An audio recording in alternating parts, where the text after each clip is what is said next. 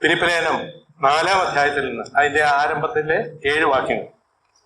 ഫിലിപ്പിലേഖനം 4-ാം അധ്യായം 1 മുതൽ 7 വരെയുള്ള വാക്യങ്ങൾ നമുക്ക് വായിക്കാം.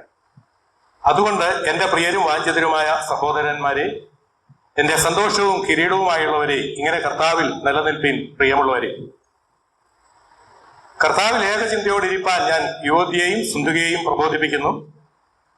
സാക്ഷാൽ ഇണയാളിയായുള്ളവയെ അവർക്ക് തുണ നിൽക്കണം എന്ന് ഞാൻ നിന്നോട് അപേക്ഷിക്കുന്നു.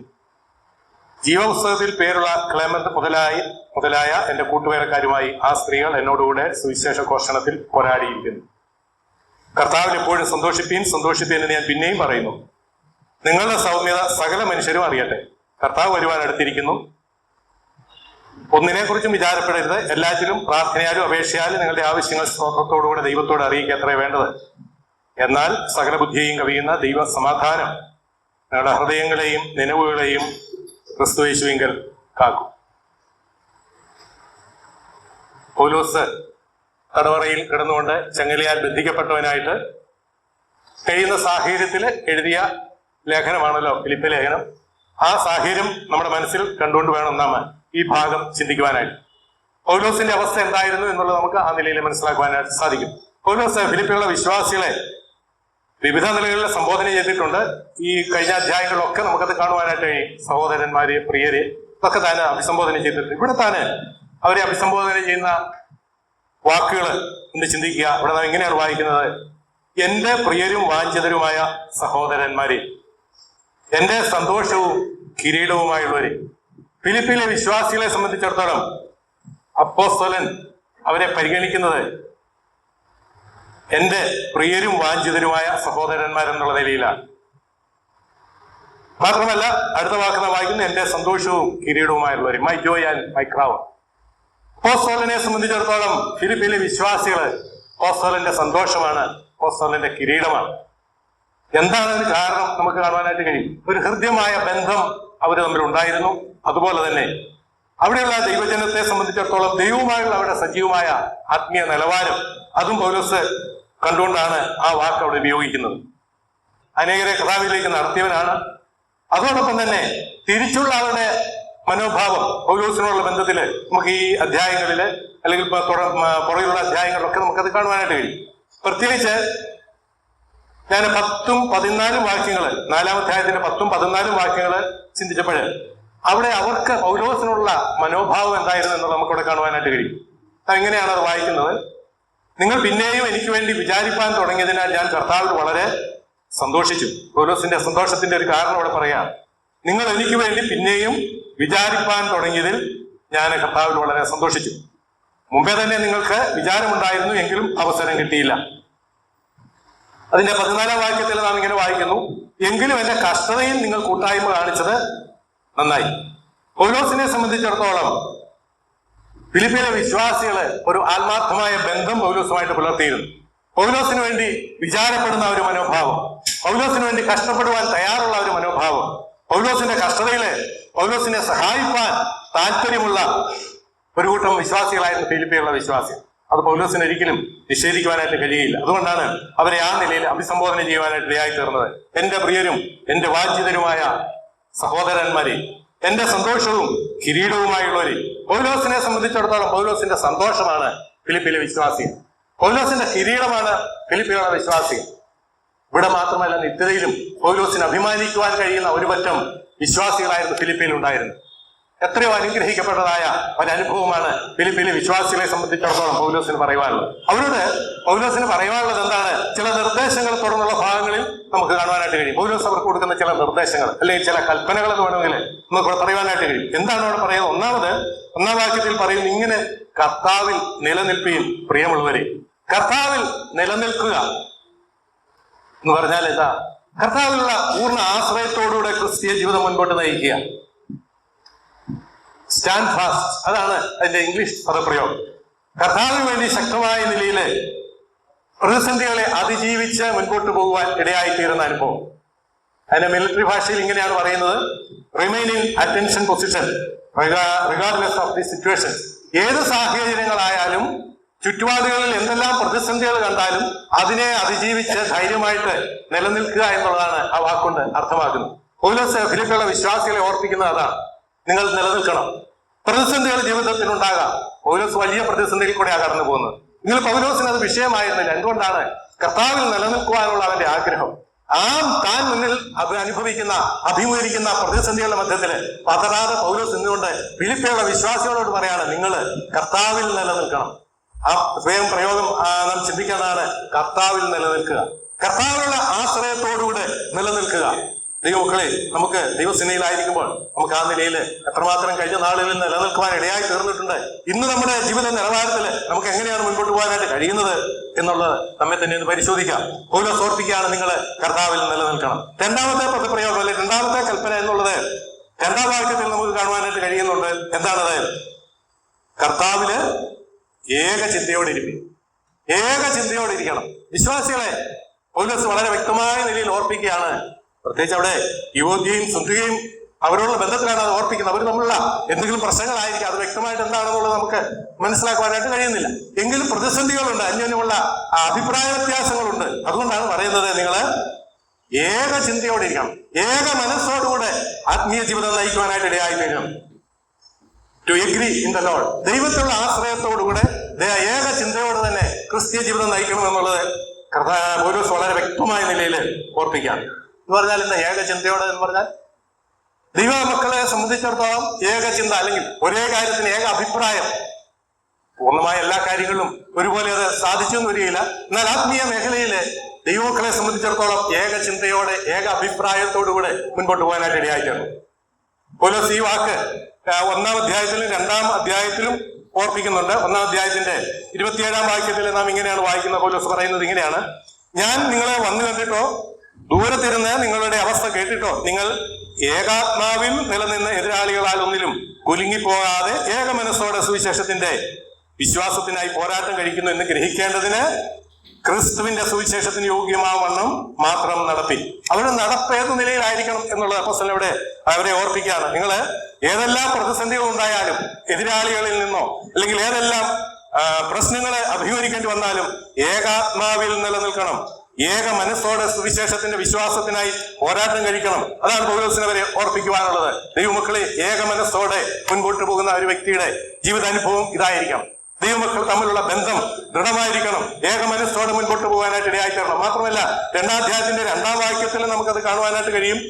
അങ്ങനെയുള്ള ഒരു പ്രയോഗം: നിങ്ങൾ ഏക മനസ്സുള്ളവരായി ഏക സ്നേഹം കൊണ്ട് ഐകമത്യപ്പെട്ട് ഏകഭാവമുള്ളവരായി ഇങ്ങനെ എന്റെ സന്തോഷം പൂർണ്ണമാക്കുവിൻ. പൗലോസിന്റെ സന്തോഷം പൂർണ്ണമാക്കുവാനുള്ള മുഖാന്തരങ്ങൾ എന്താണ്?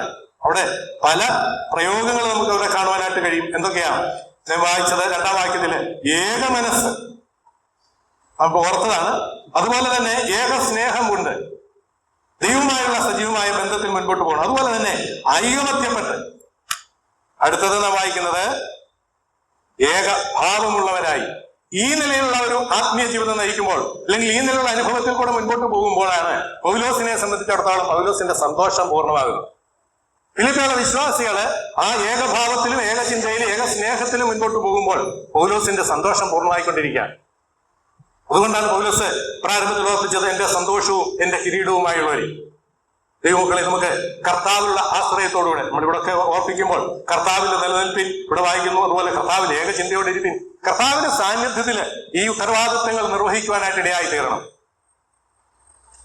അല്ലെങ്കിൽ കർത്താവിന്റെ കർത്തൃത്വത്തിൽ ഒരു ക്രിസ്ത്യ ജീവിതം നയിക്കുന്ന ഒരു വ്യക്തിക്ക് മാത്രമേ ആ നിലയിൽ ഏകഭാവമുള്ളവരായിട്ട് ഏക ചിന്തയോടെ മുൻപോട്ട് പോകാനായിട്ട് കഴിയും. കർത്താവാണ് നമ്മുടെ തല.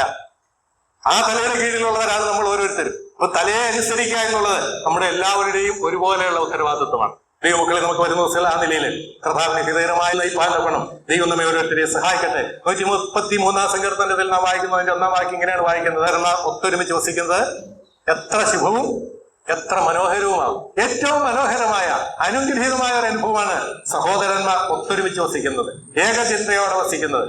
ദൈവമക്കളായിട്ട് നമുക്ക് വരുന്ന ദിവസങ്ങളിൽ ദൈവം ആ നിലയിൽ വഴികൾ ഒരുക്കട്ടെ, അനുകൂലമായ സാഹചര്യങ്ങൾ നൽകട്ടെ.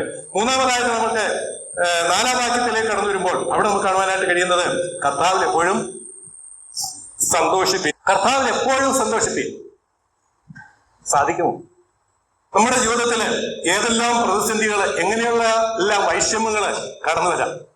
ചിലപ്പോൾ നമുക്ക് അനുകൂലമായ പ്രതികൂലമായ അനേക സാഹചര്യങ്ങൾ കടന്നു വരാം. എന്നാൽ അവിടെയൊക്കെയും ദൈവത്തിന്റെ ആലോചന നമുക്കുള്ളത്, നിങ്ങൾ കർത്താവിൽ സന്തോഷിക്കണമെന്നാണ്. പ്രതിസന്ധികൾ നമുക്ക് സന്തോഷിക്കുവാൻ കഴിയുമോ? പ്രതികൂലങ്ങളുടെ മധ്യത്തിൽ നമുക്ക് ആ നിലയിൽ മുൻപോട്ട് പോകാനായിട്ട് കഴിയുമോ? പ്രതിസന്ധികളുടെ മധ്യത്തില്, വൈഷമ്യങ്ങളുടെ മധ്യത്തില് ദൈവിക സാന്നിധ്യം നമുക്ക് അനുഭവിക്കാനായിട്ട് കഴിയുമോ? കഴിഞ്ഞ ദിവസം യാത്ര ചെയ്ത് പോയപ്പോൾ നമുക്ക് എല്ലാവർക്കും അറിയാവുന്ന ഒരു സഹോദരിയാണ് ക്ലാരമ്മ എന്ന് പറയുന്നത്. കുടിയാൻമലയുള്ള ഒരു സഹോദരിയാണ്. ആ ഭവനത്തിൽ ഞങ്ങൾക്ക് 1 മണിക്കൂറിൽ കൂടുതൽ ചെലവഴിക്കാനായിട്ട് അവസരങ്ങൾ ലഭിച്ചു. ആ സഹോദരിയിൽ നിന്ന് അനേകമായ ചിന്തകൾ പങ്കുവയ്ക്കുവാനായിട്ട് ഇടയായി. എത്രയോ അനുഗ്രഹിക്കപ്പെട്ട ഒരു ആത്മീയ ജീവിതം ഇന്നും നിലനിർത്തുന്ന ഒരു സഹോദരിയാണ്. കഴിഞ്ഞ 23 വർഷമായിട്ട് ഒരേ കിടക്കയിൽ തന്നെ കിടക്കുകയാണ്. ഒന്ന് തിരിയാൻ പോലും സ്വയമായിട്ട് കഴിയുകയില്ല. ഒരു കയറ് കെട്ടിയിട്ടിട്ട് അതേ പിടിച്ചിട്ടാണ് അല്പം പൊസിഷൻ ഒന്ന് മാറ്റുന്നത്. തന്റെ ജീവിതത്തില് ഒരിക്കലും എനിക്ക് ഒരു പ്രതികൂലമായിട്ട് അല്ലെ ദൈവസ്നേഹത്തിന് തടസ്സമായിട്ട് ഒന്നും തന്റെ ജീവിതത്തിൽ കാണുവാനായിട്ട് കഴിഞ്ഞിട്ടില്ല.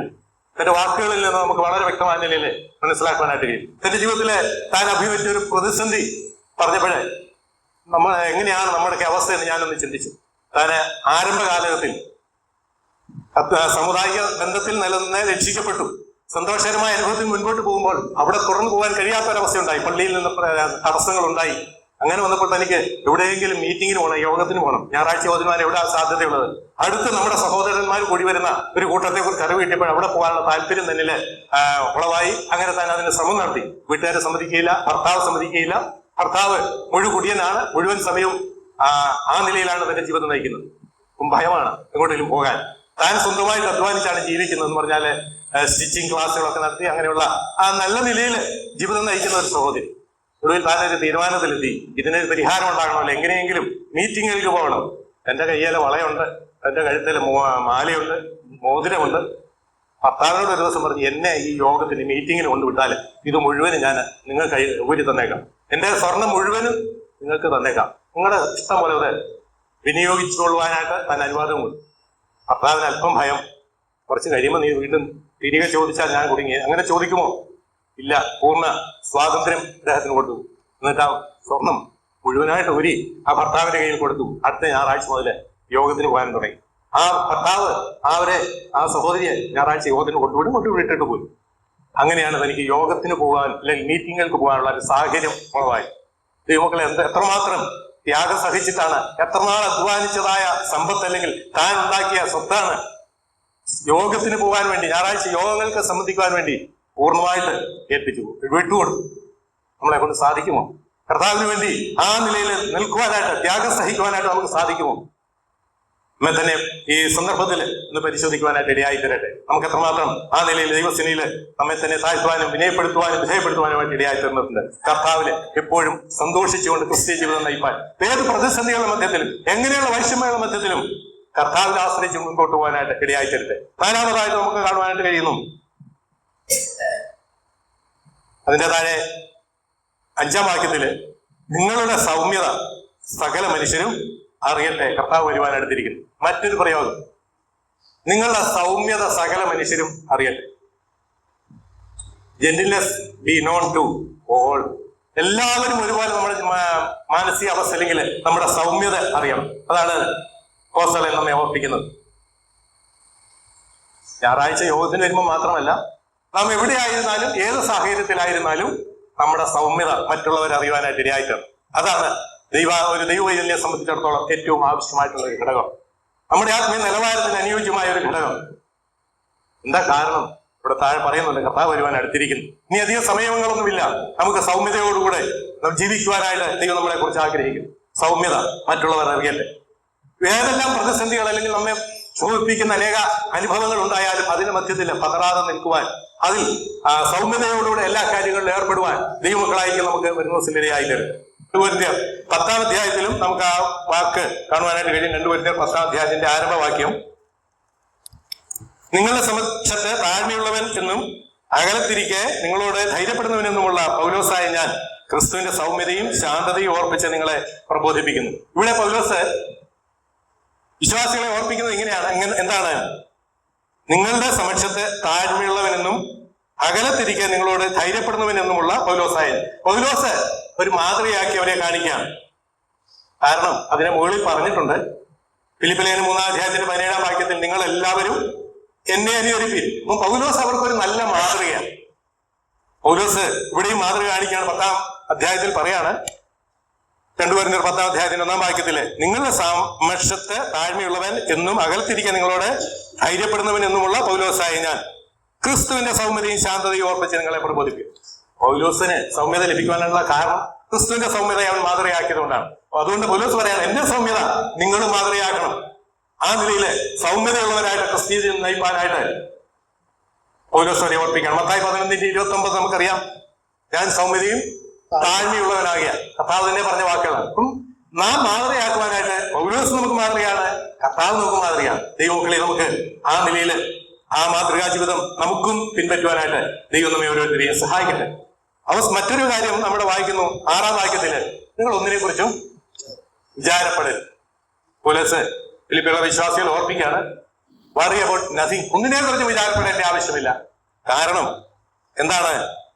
അതിനൊരു മറുമരുന്ന് പൗലോസോടെ പറയാണ്, വിചാരപ്പെടാതെ മുൻപോട്ട് പോകുവാൻ ജീവിക്കുവാനുള്ള ജീവിതത്തിന് അടിസ്ഥാനപരമായിട്ട് പൗലോസ് ഓർപ്പിക്കുന്ന എന്താണ്?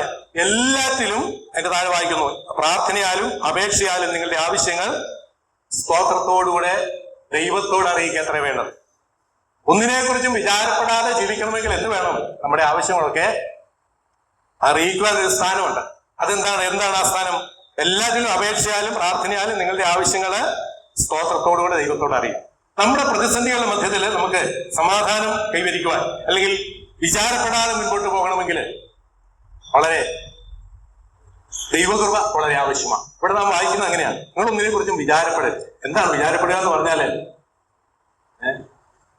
നമുക്കറിയാം, നമുക്ക് 2 അനുഭവമുണ്ട് നമ്മുടെ ജീവിതത്തിൽ. ഒന്ന്, നമ്മുടെ കർത്താവിനോടുകൂടിയുള്ള നമ്മുടെ ജീവിതം, കർത്താവിനെ ആശ്രയിച്ചുകൊണ്ട് ജീവിക്കുന്ന ഒരു ക്രിസ്തീയ ജീവിതം. അതിന് മധ്യത്തിൽ ചില പ്രതിസന്ധികള്, പ്രതികൂലങ്ങള്, ഭയപരമായ ചില കാര്യങ്ങളൊക്കെ കടന്നു വരുമ്പോൾ നമ്മുടെ മനസ്സ് ഒന്നിളകും, ചഞ്ചലപ്പെടും. അത് മറ്റൊരു ഡയറക്ഷനിലേക്ക് നമ്മുടെ ജീവിതത്തെ നയിക്കുവാനായിട്ട് ഇടയായിരിക്കും. അതാണ് യഥാർത്ഥത്തില് ചഞ്ചലപ്പെടുക, അല്ലെങ്കിൽ നമ്മുടെ വായിച്ചതുപോലെ 6-ാം വാക്യത്തിൽ വായിച്ചതുപോലെ വിചാരപ്പെടുന്ന അനുഭവം. കർത്താവിന്റെ ആശ്രയം നമുക്കുണ്ടെന്നാൽ അതോടൊപ്പം തന്നെ നമുക്ക് ചഞ്ചലപ്പെടുന്ന ഒരു അനുഭവമുണ്ട്. അത് നമ്മുടെ ജീവിതത്തെ 2 ദിശയിലേക്ക് നയിക്കുവാനായിട്ട് കാരണമായിട്ട് ദൈവമക്കളെ, നമുക്ക് ദൈവത്തിലുള്ള സമ്പൂർണമായ ആശ്രയത്തോടുകൂടെ മുൻപോട്ട് പോകാനായിട്ട് ഇടയായില്ല. എല്ലാ കാര്യങ്ങളും ദൈവത്തിൽ സമർപ്പിച്ചുകൊണ്ട് ജീവിക്കാനായിട്ട് ഇടയായിത്തരണം. ഇവിടെ നമ്മൾ അങ്ങനെയാണ് വായിക്കുന്നത്, നിങ്ങളുടെ എല്ലാ ആവശ്യങ്ങളും ദൈവത്തില് സമർപ്പിക്കുക. നിങ്ങളുടെ എല്ലാത്തിലും, അല്ലെങ്കിൽ ചിലതൊക്കെ അർപ്പിക്കാനല്ല പറയുന്നത്, ചില ആവശ്യങ്ങളൊക്കെ അത്യാവശ്യം നമ്മളെ കൊണ്ട് പരിഹരിക്കാൻ വയ്യാത്ത ചില കാര്യങ്ങളൊക്കെ ദൈവത്തിൽ അർപ്പിക്കുവാനായിട്ടല്ല അവിടെ സമർപ്പിക്കുന്നത്. നിങ്ങളുടെ എല്ലാ ആവശ്യങ്ങളും എന്ത് ചെയ്യണം? പ്രാർത്ഥനയാലും അപേക്ഷയാലും സ്തോത്രത്തോടുകൂടെ ദൈവസേനയിൽ അർപ്പിക്കണം. ഇവിടെ പ്രത്യേകിച്ച് 3 പദപ്രയോഗങ്ങൾ പ്രാർത്ഥനയോടുള്ള ബന്ധത്തിൽ നമുക്കിവിടെ കാണുവാനായിട്ട് കഴിയും. നമ്മുടെ ആവശ്യങ്ങൾ ദൈവത്തോട് അറിയിക്കുമ്പോൾ നമ്മുടെ 3 മനോഭാവങ്ങൾ നമുക്കിവിടെ കാണുവാനായിട്ട് കഴിയും. ഒന്ന്, പ്രാർത്ഥന എന്നുള്ളതാണ്. യഥാർത്ഥത്തിലെ പ്രാർത്ഥന എന്ന് പറയുന്നത് നമ്മൾ വിചാരിക്കും എല്ലാ ആവശ്യങ്ങളും കൊണ്ട് ദൈവസേനയിൽ പറയുന്ന കാര്യങ്ങളാണ്. എന്നാൽ അതിനേക്കാൾ ഉപരിയായിട്ട് പ്രാർത്ഥനയ്ക്ക് മറ്റൊരു അർത്ഥം കൂടെ ഉണ്ട്, മറ്റൊരു മീനിങ് ഉണ്ട്. എന്താണത്? നാം ദൈവസന്നിധിയിലേക്ക് കടന്നു ദൈവത്തിന്റെ മഹത്വം കാണുന്ന ഒരു അനുഭവം, ദൈവം ആരാണെന്ന് മനസ്സിലാക്കി ദൈവസന്നിധിയിലേക്ക് കടന്നു വരുന്ന ഒരു അനുഭവം. നമ്മുടെ ആവശ്യങ്ങൾ അറിയിക്കാനായിട്ട് തുടർന്ന് പറയുന്നുണ്ടല്ല അപേക്ഷ. നമ്മുടെ ആവശ്യങ്ങൾ ആത്മാർത്ഥമായിട്ട് ദൈവസന്നിധിയിൽ അറിയിക്കേണ്ടവരാണ് നമ്മൾ ഓരോരുത്തരും. അല്ലെങ്കിൽ നമ്മുടെ ആവശ്യങ്ങളൊക്കെ ദൈവത്തോട് പറയേണ്ടവരാണ്. അതിനുള്ള അവസരങ്ങൾ നമുക്കുണ്ട്. ഒന്നാമതായി ദൈവത്തിന്റെ മഹത്വം കണ്ടുകൊണ്ട് ദൈവസന്നിധിയിലേക്ക് കടന്നു വരുന്ന അനുഭവം.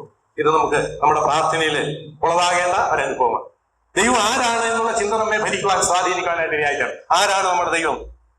ദൈവം സ്നേഹസമ്പന്നനാണ്. ഒന്നാമത് നമുക്ക് കാണുവാനായിട്ട് കഴിയുന്നത്, നമ്മുടെ ജീവിതത്തിൽ ഈ കർത്താവിനെ കുറിച്ച് കാണാൻ മനസ്സിലാക്കാനായിട്ട് കഴിയുന്നത് ദൈവം സ്നേഹസമ്പന്നനാണ്. 1 യോഹന്നാൻ 3:1 നാം ഇങ്ങനെ വായിക്കുന്നു, കാൺമീൻ നാം ദൈവക്കളെന്ന് വിളിക്കപ്പെടുവാൻ പിതാവ് നമുക്ക് എത്ര വലിയ സ്നേഹം നൽകിയിരിക്കുന്നു. അപ്പം നമ്മുടെ ആരംഭത്തിൽ തന്നെ, ക്രിസ്തീയ ജീവിതത്തിന്റെ ആരംഭത്തിൽ തന്നെ ആ ദൈവസ്നേഹം മനസ്സിലാക്കിയവരാണ് നമ്മൾ ഓരോരുത്തരും.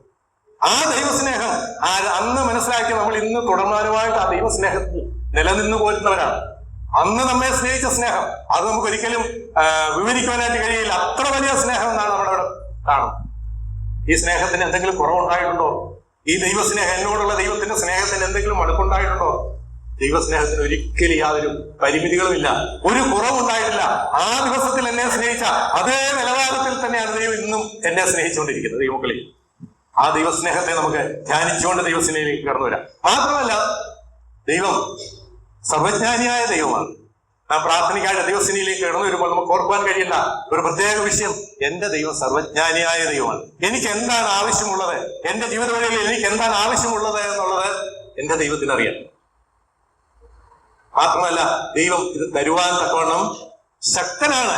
എന്റെ ആവശ്യങ്ങൾ നിറവേറ്റി തരുവാൻ ദൈവം ശക്തനാണ് എന്നുള്ള ചിന്ത നമ്മെ ഭരിക്കുവാനായിട്ട് ഇടയായി തരും. നമ്മുടെ ദൈവത്തിന്റെ ശക്തിയെ കുറിച്ച് നമുക്ക് എങ്ങനെ മനസ്സിലാക്കാൻ കഴിയും?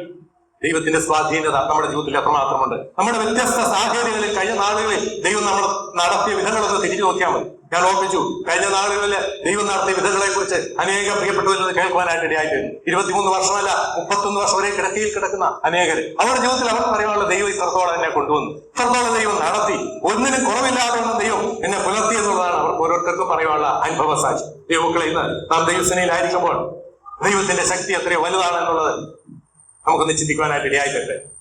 എഫേസ്യർ 1 അധ്യായത്തിൽ 19 വാക്യത്തിൽ നാം വായിക്കുന്ന അവന്റെ ശക്തിയുടെ അളവറ്റ വലിപ്പം, അവന്റെ ശക്തിയുടെ അളവറ്റ വലിപ്പം എന്നതെന്ന് അറിയേണ്ടതിന് പൗലോസ് പ്രാർത്ഥിക്കാം. എഫേസോസിലുള്ള വിശ്വാസികളുടെ ബന്ധത്തില് മാത്രമല്ല 3 അധ്യായത്തിന്റെ 20 വാക്യത്തിൽ എഫേസ്യർ തന്നെ 3 അധ്യായത്തിന്റെ 20 നാം ഇങ്ങനെ വായിക്കുന്നു, ചോദിക്കുന്നതിലും നനയ്ക്കുന്നതിലും അത്യന്തമായി നമ്മിൽ ചെയ്യുവാൻ നമ്മിൽ വ്യാപരിക്കുന്ന ശക്തിയാൽ കഴിയുന്നവരുള്ള നമ്മുടെ ദൈവം എത്ര വലിയവനാണ്. നാം ചോദിക്കുന്നതിലും നനയ്ക്കുന്നതിലും അത്യന്തരമായി ചെയ്യുവാൻ നമ്മിൽ വ്യാപരിക്കുന്ന ശക്തിയാൽ കഴിവുള്ളവനാണ് നമ്മുടെ ദൈവം. ആ ദൈവത്തിന്റെ ശക്തിയെ കുറിച്ച് നമുക്ക് എത്രമാത്രം ചിന്തിക്കുവാനായിട്ട് ധ്യാനിക്കുവാനായിട്ട് കഴിയുന്നുണ്ട്. നമ്മുടെ പ്രാർത്ഥനാ വേളയിൽ നാം പ്രാർത്ഥനയ്ക്കായിട്ട് കടന്നു വരുമ്പോൾ വിവിധമായ ആവശ്യങ്ങൾ ദൈവസേനയിൽ അറിയിക്കുമ്പോൾ ഈ ചിന്ത നമ്മെ എത്രമാത്രം സ്വാധീനിക്കുന്നുണ്ട്, ഭരിക്കുന്നുണ്ട്. ദൈവങ്ങളെ, നമുക്ക് ആ നിലയിലുള്ള അനുഭവത്തോടുകൂടെ ദൈവസേനയിലേക്ക് കടന്നു വരുവാനായിട്ട് ഇടയായിട്ടുണ്ട്. ഈ ഫിലിപ്പിലെ 4 അധ്യായത്തിന്റെ 19 വാക്യത്തിൽ നാം ഇങ്ങനെയാണ് വായിക്കുന്നത്, എന്റെ ദൈവമോ നിങ്ങളുടെ ബുദ്ധിമുട്ടൊക്കെയും മഹത്വത്തോടെ തന്നെ ധനത്തിനൊക്കെ അവിടെ ക്രിസ്തുയേശുവിൽ പൂർണ്ണമായിട്ട് തീർത്തു തരും. നമ്മുടെ ആവശ്യങ്ങള് പൂർണ്ണമായിട്ട് തീർത്തു തരുവാൻ കഴിവുള്ളവനാണ് നമ്മുടെ ദൈവം. തന്റെ മഹത്വത്തോടെ തന്റെ ധനത്തിനൊത്തവണ്ണം നമ്മെ സഹായിക്കുവാൻ, നമ്മുടെ ആവശ്യങ്ങൾ പൂർത്തീകരിച്ചു തരുവാൻ, നമ്മെ കരുതുവാൻ കഴിവുള്ളവനാണ് നമ്മുടെ ദൈവം. ഈ ചിന്ത നമ്മെ സ്വാധീനിക്കാറുണ്ടോ? നമ്മുടെ ദൈവം എത്ര വലിയവനാണ് നമുക്ക് ചിന്തിക്കാം. ദൈവങ്ങളെ, നമ്മുടെ ജീവിതത്തിൽ വരുന്ന പ്രതിസന്ധികളുടെ മധ്യത്തില് നമുക്ക് എത്രമാത്രം സന്തോഷത്തോടെ ദൈവസേനയിലായിരിക്കുവാനായിട്ട് ഇടയായി തീർന്നിട്ടുണ്ട്. നമുക്ക് എത്രമാത്രം എല്ലാ വിഷയങ്ങൾക്കും നന്ദി പറയുവാനായിട്ട് ഇടയായി തീർന്നിട്ടുണ്ട്. ഇവിടെ പറയുന്ന 1 പ്രാർത്ഥന, 2 അപേക്ഷ, 3 സ്തോത്രത്തോടുകൂടെ ദൈവത്തോട് അറിയാം. സ്തോത്രം, താങ്ക്സ് ഗിവിംഗ്, ഇത് നമുക്ക് എത്രമാത്രം നമ്മുടെ ജീവിതത്തിലുണ്ട്. ദൈവത്തോട് നന്ദി പറയുവാൻ നമ്മുടെ കഴിഞ്ഞ കാല ജീവിതത്തിൽ ദൈവം നടത്തിയ വിധങ്ങളൊക്കെ ഓർത്ത് ദൈവത്തിന് എത്രമാത്രം നന്ദി പറയുവാനായിട്ട് നമുക്ക് സാധിച്ചിട്ടുണ്ട്. ഇന്ന് നമുക്ക് അങ്ങനെ കഴിയുന്നുണ്ടോ? പലപ്പോഴും പ്രതിസന്ധികളുടെ മധ്യത്തിൽ നമുക്ക് എങ്ങനെയാണ് നന്ദി പറയുവാനായിട്ട് കഴിയുന്നത്? പ്രതിസന്ധികൾ വരുമ്പോൾ എങ്ങനെ ദൈവത്തോട് നന്ദി പറയുവാനായിട്ട് കഴിയുന്നു? ഒരു വാക്യം നാം ഇങ്ങനെ വായിക്കുന്നുണ്ട്, റോമർ 8:20, ദൈവത്തെ സ്നേഹിക്കുന്നവർക്ക് നിർണയപ്രകാരം വിളിക്കപ്പെട്ടവർക്ക് തന്നെ സകലതും നന്മയ്ക്കായിട്ട് കൂടി വ്യാപരിക്കുന്നു. അപ്പം ഒരു ദൈവത്തിന്റെ ജീവിതത്തിലെ അനുകൂലമോ പ്രതികൂലമായ സാഹചര്യങ്ങളൊക്കെ കടന്നു വരുമ്പോൾ ദൈവത്തെ സ്നേഹിക്കുന്നവരെ സംബന്ധിച്ചിടത്തോളം എന്താണ് അവർക്ക് അതിനെക്കുറിച്ച് പറയുവാനുള്ളത്? അതിന്റെ അഭിപ്രായം എന്താ? സകലതും നന്മയ്ക്കായിട്ട് കൂടി വ്യാപരിപ്പിക്കുന്ന ദൈവമാണ് എന്റെ ദൈവം. ആ ചിന്ത അവനെ സ്വാധീനിക്കുവാനായിട്ട് ഇടയായി തീരുമ്പോൾ ദൈവത്തിന് നന്ദി പറയുവാനായിട്ട് കഴിയും. ഏത് പ്രതിസന്ധികളുടെ മധ്യത്തിലും ദൈവത്തോട് നന്ദി പറഞ്ഞവരായിട്ട് ജീവിക്കുവാനായിട്ട് ഇടയായി തീരും. ദൈവമക്കളെ, ഈ നാളുകളിൽ ദൈവം നമ്മെ ഓരോരുത്തരെ സഹായിക്കണം. എഫേസ്യർ 5:20 വാക്യത്തിൽ നാം ഇങ്ങനെ വായിക്കുന്ന, എല്ലായ്പ്പോഴും എല്ലാത്തിനും വേണ്ടിയും സ്തോത്രം ചെയ്തുകൊണ്ടിരിക്കും. എല്ലാത്തിനും വേണ്ടി സ്തോത്രം ചെയ്യുന്ന അനുഭവം നമ്മുടെ ജീവിതത്തിൽ ഉണ്ടാകുവാനായിട്ട് ഇടയായി തരട്ടെ. ദൈവമക്കളെ, നമുക്ക് ആ നിലയിലുള്ള അനുഭവത്തോടുകൂടെ പ്രാർത്ഥനയോടുകൂടെ ദൈവസേനയിലേക്ക് കടന്നു വരാം. നമ്മുടെ ദൈവം എത്ര വലിയവനാണ്. നമ്മൾ ആരാണ്? നമ്മൾ അവന്റെ മക്കളാണ്, ദൈവത്തിന്റെ മക്കളാണ്. നമ്മുടെ പേര് ജീവപുസ്തകത്തിൽ എഴുതപ്പെട്ടവരാണ്. നമ്മൾ അത്രമാത്രം ചിന്തിക്കാറുണ്ട് നമ്മുടെ അനുഭവത്തെക്കുറിച്ച്, നമ്മുടെ നിലവാരത്തെക്കുറിച്ച്. നമ്മളെത്ര ഉന്നതന്മാരാണ് ദൈവസേനയിൽ. ദൈവം നമ്മളെ വിലമതിക്കുന്നത് ഏത് നിലയിലാണെന്നുള്ളത് നമ്മൾ ചിന്തിക്കാറുണ്ടോ? നമ്മുടെ ഈ അധ്യായത്തിൽ 3 അധ്യായത്തിന്റെ അവസാന ഭാഗം വായിക്കുന്നുണ്ട്, നമ്മുടെ പൗരത്വമോ സ്വർഗത്തിലാണ്. അപ്പൊ പൗരത്വം നമ്മളിവിടെ താൽക്കാലികമായിട്ട് ജീവിക്കുന്നവരെങ്കിലും നമ്മുടെ പൗരത്വം എവിടെയാണ്? സ്വർഗത്തിൽ. സ്വർഗത്തിന്റെ പൗരത്വമുള്ളവരാണ് നമ്മൾ ഓരോരുത്തരും. നമ്മുടെ പിതാവിന്റെ സ്വർഗത്തിൽ നമുക്ക് വേണ്ടി കരുതുന്നവനാണ്. അവന്റെ ബലമുള്ളക്കരങ്ങളിൽ നമുക്ക് ആശ്രയിച്ച് മുൻപോട്ട് പോകാനായിട്ട് ഇടയായിട്ടെ. ആ ദൈവമുഖത്തേക്ക് മാത്രം നമ്മുടെ കണ്ണുകളെ ഉയർത്തുവാനായിട്ട് ദൈവം നമ്മെ ഓരോരുത്തരും സഹായിക്കട്ടെ. നിങ്ങൾ ഒന്നിനെ കുറിച്ചും വിചാരപ്പെടരുത്. നിങ്ങളുടെ ആവശ്യങ്ങൾ സ്തോത്രത്തോടുകൂടെ ദൈവസേനയിൽ അറിയിക്കത്രേ വേണ്ടും. 7-ാം വാക്യം, ഇതിന്റെ ഒരു റിസൾട്ട് ഉണ്ട്. നമ്മുടെ പ്രാർത്ഥനയ്ക്ക് ഒരു റിസൾട്ട് ദൈവം തരാൻ പോവുകയാണ്. എന്താ? എന്നാൽ സകല ബുദ്ധിയെയും കവിയുന്ന ദൈവ സമാധാനം നിങ്ങളുടെ ഹൃദയങ്ങളെയും നിലവുകളെയും ക്രിസ്തുയേശുവിങ്കൽ കാക്കും. ദൈവത്തിന്റെ സമാധാനം എന്ത് ചെയ്യും? നിങ്ങളെ കാക്കും. Peace of God will guard you എന്ന് പറഞ്ഞാൽ ദൈവത്തിന്റെ സമാധാനം നിങ്ങളെ ചുറ്റി സംരക്ഷിക്കും, കാത്തു സംരക്ഷിക്കും. ഇതെങ്ങനെയാ സംഭവിക്കുന്നത്? ദൈവമക്കളെ, നാം ചിന്തിക്കുക. ഒരിക്കല് നമ്മൾ ദൈവമക്കളായി തീർന്നവരാണ്. അന്ന് നമുക്ക് ലഭിച്ച സമാധാനം എന്തായിരുന്നു? റോമർ 5:1 നാം ഇങ്ങനെ വായിക്കുന്നു, വിശ്വാസത്താൽ നീതീകരിക്കപ്പെട്ടിട്ട് നമുക്ക് ദൈവത്തോട് സമാധാനമാണ്. നമ്മുടെ ശത്രുതയൊക്കെ മാറി. നമ്മൾ നമ്മുടെ ശത്രുക്കളായിരുന്നു. ദൈവസന്നിധിയിലേക്ക് അടുത്തു വരുവാൻ യാതൊരു അർഹതയുമില്ലായിരുന്നു. എന്നാൽ നാം ദൈവത്തോട് ശത്രുക്കളായിരുന്നു. നമ്മുടെ ശത്രുത അവസാനിപ്പിച്ചു. ഇന്ന് ദൈവസന്നിധിയിലേക്ക് സമാധാനത്തോടുകൂടെ അടുത്തു വരുവാനായിട്ട് നമുക്ക് അവസരങ്ങളുണ്ട്. എന്നാൽ ഇവിടെ നാം പറയുന്ന ദൈവിക സമാധാനം, ദൈവ സമാധാനം അതിനേക്കാൾ ഒരുപടിയുടെ മുൻപോട്ട് മാറിയിരിക്കും. അതും കൂടെ ഗ്രേഡ് കൂടിയ അനുഭവമാണ് ദൈവ സമാധാനം. അതെങ്ങനെയാണ് നമുക്ക് ലഭിക്കുന്നത്? പീസ് ഓഫ് ഗോഡ്, ദൈവത്തിന്റെ സമാധാനം എങ്ങനെയാണ് നമുക്ക് ലഭിക്കുവാനായിട്ട് ഇടയായിത്തീരുന്നത്? അവിടെ നാം വായിക്കുന്നു, ഈ അനുഭവം, ഏതനുഭവം? നിങ്ങളുടെ ആവശ്യങ്ങള് എല്ലാം പ്രാർത്ഥനയാലും അപേക്ഷയാലും സ്തോത്രത്തോടുകൂടെ ദൈവസന്നിധിയിൽ അറിയിക്കുന്ന ഒരു വ്യക്തിക്ക് ലഭിക്കുന്ന അനുഭവമാണ് ഈ അനുഭവം, ദൈവസമാധാനം. അങ്ങനെയുള്ള അനുഭവത്തില് നമുക്ക് മുൻപോട്ട് പോകാനായിട്ട് ഇടയായിത്തീരണം. അപ്പൊ നമ്മുടെ ആവശ്യങ്ങള് സ്തോത്രത്തോടുകൂടെ അപേക്ഷയോടുകൂടെ ദൈവസന്നിധിയിൽ അറിയിക്കുമ്പോൾ ആ ദൈവിക സമാധാനം നമ്മുടെ ഹൃദയങ്ങളില് നമ്മെ സംരക്ഷിക്കുവാൻ, നമ്മെ ഓരോരുത്തരെയും വ്യക്തിപരമായിട്ട് സൂക്ഷിക്കുവാൻ ആ ദൈവസമാധാനം നമ്മോട് കൂടെയുണ്ട്. സംശയിക്കേണ്ട ആവശ്യമില്ല. നമ്മുടെ മനസ്സിനെ അല്ലെങ്കിൽ നമ്മുടെ മനസ്സുകൊണ്ട് അല്ലെങ്കിൽ നമ്മുടെ കഴിവ് കൊണ്ട് നേടിയെടുക്കുവാൻ കഴിയുമെന്നല്ല ദൈവസമാധാനം. എന്റെ മനസ്സ്, എന്റെ കഴിവ്, ഇതുകൊണ്ടൊന്നും ഈ സമാധാനം നമുക്ക് നേടിയെടുക്കാനായിട്ട് കഴിയില്ല. പിന്നെയോ ഇത് ദൈവത്തിന്റെ ദാനമാണ്, ദൈവം തരുന്ന സമാധാനമാണ്. ഒരു സംഭവം അല്ലെങ്കിൽ അത് വിശദീകരിക്കുവാനായിട്ട് ഒരു വാക്കുകൂടെ ഓർപ്പിച്ചുകൊണ്ട് ഞാൻ എന്റെ വാക്കുകളെ അവസാനിപ്പിക്കുവാനായിട്ട് ഞാൻ ആഗ്രഹിക്കുന്നു. ദാനിയേലിന്റെ പുസ്തകത്തിലേക്ക് നമുക്ക് കടന്നു വരുമ്പോൾ നമുക്ക് പരിചിതമായ വിഷയമാണ് ദാനിയേൽ. 6-ാം അധ്യായത്തിലേക്ക് നമുക്ക് കടന്നു വരുമ്പോൾ അത് 6-1 മുതൽ 10 വരെയുള്ള വാക്യങ്ങൾ വായിച്ചാൽ നമുക്ക് ആ സംഭവം മനസ്സിലാക്കുവാനായിട്ട് കഴിയും. അവിടെ നമുക്ക് കാണുവാനായിട്ട് കഴിയുന്നത് ദാനിയേലിന് എതിരായിട്ടൊരു കൽപ്പന ദാര്യാവേശ് രാജാവ് കൽപ്പന പുറപ്പെടുവിക്കുന്നു. എന്താ? ആകയാൽ രാജാവെ, അതിന്റെ 7-ാം വാക്യത്തില്, രാജാവെ 30 ദിവസത്തേക്ക് തിരുമേനിയോടല്ലാതെ യാതൊരു ദേവനോടോ മനുഷ്യനോടോ ആരെങ്കിലും അപേക്ഷ കഴിച്ചാൽ അവനെ സിംഹങ്ങളുടെ ഗുഹയിൽ ഇട്ടുകളയും എന്നൊരു രാജ നിയമം നിശ്ചയിക്കുകയും ഖണ്ഡിതമായ ഒരു വിരോധം കൽപ്പിക്കുകയും ചെയ്യണമെന്ന് രാജ്യത്തിലെ സകല അധ്യക്ഷന്മാരും സ്ഥാനാപതികളും പ്രധാന ദേശാധിപന്മാരും മന്ത്രിമാരും ദേശാധിപന്മാരും കൂടി ആലോചിച്ചിരിക്കുന്നു. അപ്പം പൊതുവെ ഒരു തീരുമാനത്തിലേക്ക് എത്തുകയാണ്. എന്താ? അടുത്ത 30 ദിവസത്തേക്ക് രാജാവിനോടല്ലാതെ ആരോടും പ്രാർത്ഥിക്കുവാൻ യാതൊരു സ്വാതന്ത്ര്യമില്ലാതെ. എന്നാൽ ഈ തീരുമാനം ഉണ്ടാക്കിയവർക്ക്, ഈ കൽപ്പന ഉണ്ടാക്കിയവർക്ക് അറിയാം, ദാനിയേല് ദൈവത്തോടല്ലാതെ, ജീവനുള്ള ദൈവത്തോടല്ലാതെ മറ്റാരോടും പ്രാർത്ഥിക്കുകയില്ല എന്നുള്ളത് അവർക്കറിയാം. അതുകൊണ്ടാണ് അവന് വിരോധമായിട്ട് അവനെ ഈ രാജസ്ഥാനം അല്ലെങ്കിൽ ഈ സ്ഥാനത്ത് നിന്ന് നീക്കുവാനായിട്ടുള്ള ഒരു മാധ്യമമായിട്ടാണ് ഈ കൽപ്പന പുറപ്പെടുവിച്ചത്. എന്നാൽ ഈ കൽപ്പന പുറപ്പെടുവിച്ചു ഇരിക്കുന്നു എന്ന് ദാനിയേൽ അറിഞ്ഞപ്പോൾ ദാനിയേൽ എന്താ ചെയ്തത്? ദാനിയേൽ അറിഞ്ഞപ്പോൾ 10-ാം വാക്യത്തില് അവൻ വീട്ടിൽ ചെന്നു. അവന്റെ മാളികമുറിയുടെ കിളിവാതിലെ യെരൂശലേമിന് നേരെ തുറന്നിരുന്നു. താൻ മുമ്പേ ചെയ്തു വന്നതുപോലെ ദിവസം 3 പ്രാവശ്യം മുട്ടുകുത്തി തന്റെ ദൈവത്തിന്റെ സന്നിധിയിൽ പ്രാർത്ഥിച്ചു, സ്തോത്രം ചെയ്തു. അപ്പോൾ ആ പുരുഷന്മാർ ബന്ധപ്പെട്ട് വന്നു ദാനിയേൽ തന്റെ ദൈവത്തിന്റെ സന്നിധിയിൽ പ്രാർത്ഥിച്ച് അപേക്ഷിക്കുന്നത് കണ്ടു. ദാനിയേലിന്റെ ജീവിതത്തില് വലിയൊരു പ്രതിസന്ധികളുടെ മുഖത്താണ് നിൽക്കുന്നത്. എന്താണ്? രാജാവിനോടല്ലാതെ ആരോടും പ്രാർത്ഥിക്കുവാൻ അനുവാദമില്ലാത്ത ഒരു സാഹചര്യം സംജാതമായി. എന്നാൽ ദാനിയേലിന്റെ ആരംഭം മുതൽ നമുക്കറിയാം, ജീവനുള്ള ദൈവത്തോടല്ലാതെ പ്രാർത്ഥിക്കുകയോ ആധിപത്യമല്ലാതെ മറ്റാരെയും സേവിക്കുകയോ ചെയ്യുകയില്ല എന്നുള്ള ഉറച്ച തീരുമാനത്തിലാണ് ദാനിയേൽ മുൻപോട്ട് പോകുന്നത്. അതിന്റെ 1-ാം അധ്യായം മുതൽ നമുക്കത് കാണുവാനായിട്ട് കഴിയും. ദാനിയേൽ എടുത്ത വ്യക്തിപരമായ തീരുമാനങ്ങൾ, ദൈവസന്നിധി, അതെല്ലാം പ്രായോഗികമാക്കുവാനായിട്ട് ദൈവം അവനെ സഹായിച്ചു, അനുവദിച്ചു. ഇവിടെയും ദാനിയേൽ വലിയൊരു പ്രതിസന്ധിയുടെ മധ്യത്തിലാണ്. അവിടെ ദാനിയേൽ ചെയ്ത കാര്യങ്ങൾ നമ്മൾ വായിക്കുന്നു. താൻ മുമ്പേ ചെയ്തു വന്നതുപോലെ 3 പ്രാവശ്യം താൻ പ്രാർത്ഥനയില് മുൻപോട്ട് പോയി. ഓരോ ദിവസവും 3 പ്രാവശ്യം. എങ്ങനെയാണ് അവന്റെ പ്രാർത്ഥനയുടെ പ്രത്യേകത? എന്താണ്? അവൻ 3 പ്രാവശ്യം മുട്ടുകുത്തി തന്റെ ദൈവത്തിന്റെ സന്നിധിയില് പ്രാർത്ഥിച്ചു, സ്തോത്രം ചെയ്തു. 11-ാം വാക്യത്തിൽ നാം വായിക്കുന്നു, ദൈവത്തിന്റെ സന്നിധിയിൽ പ്രാർത്ഥിച്ച് അപേക്ഷിച്ചു. ഞാൻ മുമ്പേ ഓർപ്പിച്ചതുപോലെ പ്രാർത്ഥനയില് ദാനിയേൽ നമുക്കൊരു മാതൃകയാണ്. തന്റെ പ്രാർത്ഥന എങ്ങനെയുള്ളതായിരുന്നു? താൻ പ്രാർത്ഥിച്ചു, ദൈവത്തെ ആരാധിച്ചു, അല്ലെങ്കിൽ ദൈവത്തെ മഹത്വപ്പെടുത്തി. ദൈവത്തിന്റെ മഹത്വം കണ്ടുകൊണ്ടാണ് താൻ ദൈവസന്നിധിയിൽ മുട്ടുകുത്തുന്നത്. രണ്ടാമത് താൻ സ്തോത്രം ചെയ്തു, നന്ദി പറഞ്ഞു. ഞാൻ മുമ്പേ ഓർപ്പിച്ചു, എങ്ങനെയാണ് നന്ദി പറയാൻ കഴിയുന്നത്? ദാനിയേലിന് വിരോധമായ ഒരു പ്രതിസന്ധി സംജാതമായിരിക്കുകയാണ്. രാജകീയ കൽപ്പന പുറപ്പെട്ടിരിക്കുകയാണ്. എങ്ങനെയാണ് ദാനിയേലിന് സ്തോത്രം ചെയ്യാനായിട്ട് കഴിയുന്നത്? ദാനിയേൽ സ്തോത്രം ചെയ്തു. അതൊന്നും തന്നെ സംബന്ധിച്ചിടത്തോളം ഒരു വിഷയമായിരുന്നില്ല എന്നുള്ളതാണ് നമുക്കിവിടെ കാണുവാനായിട്ട് കഴിയുന്നത്. രാജാവ് പുറപ്പെടുവിച്ച കൽപ്പനയൊന്നും തന്റെ ആത്മീയ ജീവിതത്തെ ഒരു നിലയിലും പുറകോട്ട് വലിച്ചില്ല, അല്ലെങ്കിൽ തന്നെ പിന്നോട്ട് നയിച്ചില്ല എന്നുള്ളത് നമുക്കിവിടെ കാണുവാനായിട്ട് കഴിയും. താൻ തന്റെ ആവശ്യങ്ങൾ, ആത്മാർത്ഥമായ ആവശ്യങ്ങൾ ദൈവസന്നിധിയിൽ അവൻ അറിയിച്ചു. ദാനിയേല് പ്രാർത്ഥനയുടെ ഫലം അനുഭവിക്കാനായിട്ട് ഇടയായി തീർന്നു. എന്താണ് താൻ അനുഭവിച്ച ഫലം? നമുക്ക് കാണുവാനായിട്ട് കഴിയും. ദാനിയേൽ ആ പ്രാർത്ഥനയുടെ മറുപടി ലഭിച്ചു, അല്ലെങ്കിൽ പ്രാർത്ഥനയ്ക്ക് ഉത്തരം ലഭിച്ചു. ദാനിയേലിനെ എടുത്ത സിംഹക്കുഴിയിലിട്ടു, അല്ലെ? രാജാവിന്റെ കൽപ്പന പ്രകാരം ദാനിയേലിനെ സിംഹക്കുഴിയിലിട്ടു. സംഭവിച്ചതോ, ദാനിയേൽ വളരെ സന്തോഷകരമായ അനുഭവം പങ്കിടുവാനായിട്ട് ഇടയായി തോന്നുന്നു. എവിടെയാ അനുഭവം? സിംഹത്തിന്റെ മധ്യത്തിലാണ്.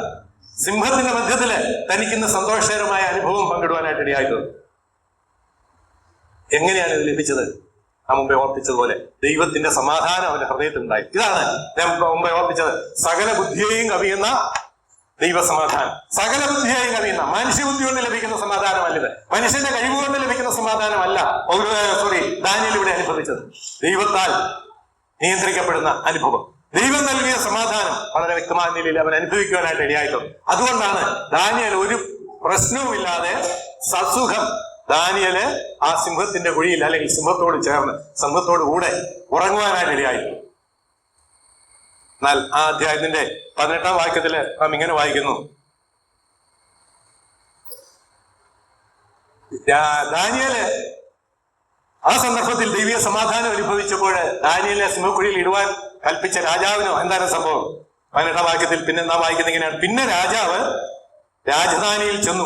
എന്തിനു ശേഷം?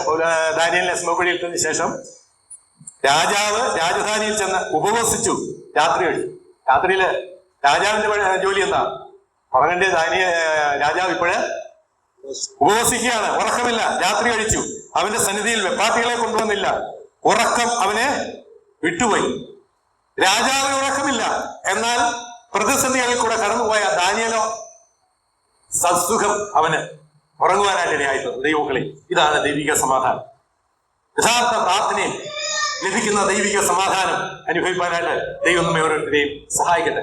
നമ്മുടെ ഹൃദയങ്ങളെയും നമ്മുടെ നിലവുകളെയും അറിയുന്ന ദൈവം, അതിനെ നിയന്ത്രിക്കുന്ന ദൈവം, ആ സമാധാനത്താൽ അവൻ നമ്മെ നിറയ്ക്കട്ടെ. നാം ഇന്ന് സങ്കീർത്തനത്തിൽ ഓർത്തുപോലെ 139 സങ്കീർത്തനത്തിൽ നാം വായിച്ചു, അവൻ നമ്മുടെ വായിലെ വാക്കുകൾ പോലും ദൈവം അറിയുന്നു. നമ്മുടെ ദൈവത്തിന്റെ അനുഗ്രഹിക്കപ്പെട്ട സാന്നിധ്യം വരുന്ന ദിവസങ്ങളിൽ ധാരാളമായിട്ട് അനുഭവിച്ചറിയുവാനായിട്ട് ദൈവം നമ്മെ ഓരോരുത്തരെയും സഹായിക്കട്ടെ. അവന്റെ ബലമുള്ള കരങ്ങളിൽ നമുക്ക് ആശ്രയിക്കാം. യഹോവേ, നീ എന്നെ ശോധന ചെയ്ത് അറിഞ്ഞിരിക്കുന്നു, ഞാൻ ഇരിക്കുന്നതും എഴുന്നേൽക്കുന്നതും നീ അറിയുന്നു, എന്റെ നിരൂപണം ദൂരത്ത് നിന്ന് ഗ്രഹിക്കുന്നു. അതിന്റെ 5-ാം വാക്യത്തില്, നീ മുമ്പും പിമ്പും എന്നെ അടച്ച് നിന്റെ കൈ എന്റെ മേൽ വെച്ചിരിക്കുന്നു, ഈ പരിജ്ഞാനം എനിക്ക് അത്യത്ഭുതമാകുന്നു. ഈ പരിജ്ഞാനം എനിക്ക് അത്യത്ഭുതമാണ്. ദൈവമക്കളെ, ദൈവത്തിന്റെ സമാധാനത്താൽ, ദൈവത്തിന്റെ പരിജ്ഞാനത്താൽ വരുന്ന ദിവസം നമ്മുടെ ക്രിസ്തീയ ജീവിതം നയിപ്പാണ്ടക്കണം. അനുഗ്രഹിക്കപ്പെട്ട ക്രിസ്തീയ ജീവിതത്തിന്റെ ഉടമകളായിട്ട് ക്രിസ്തീയ ജീവിതം നയിപ്പാണ്ടക്കണം. സകല ബുദ്ധിയും കവിയുന്ന ദൈവിക സമാധാനത്താൽ നമ്മുടെ ഹൃദയങ്ങളും നിലവുകളും നിറയപ്പെടുവാനായിട്ട് വലിയവനായ ദൈവം നമ്മെ സഹായിക്കട്ടെ. അവന്റെ വലിയേറിയ നാമം ഇന്നും വാഴ്ത്തപ്പെടുമാറാകട്ടെ.